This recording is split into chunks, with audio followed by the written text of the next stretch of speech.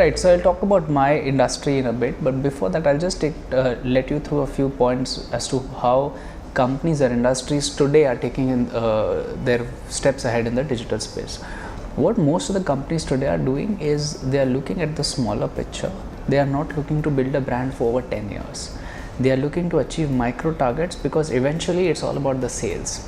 Even if, irrespective of if it's a product based company or a service based company, their targets are sales, which is why a lot of the companies these days are burning out a lot of cash to acquire customers.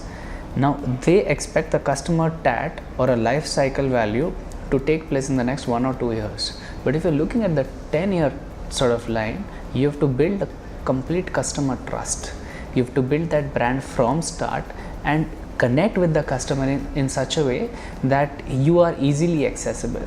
In insurance, what our target is that if you have an accident, and this I'm talking about future general insurance, if you unfortunately have an accident, you should call us first before you call your wife.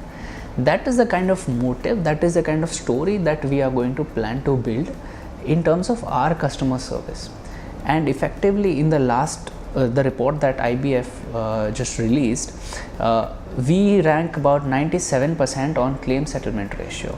So we've proved in the past that our service is number one in the industry, and over and above that we'll be constantly focused on providing best customer service, which is what we are going to improve in the next few years in the digital space at least. So there are a few things we are going to invest heavily on, which is CRM, AI. There are bots coming up.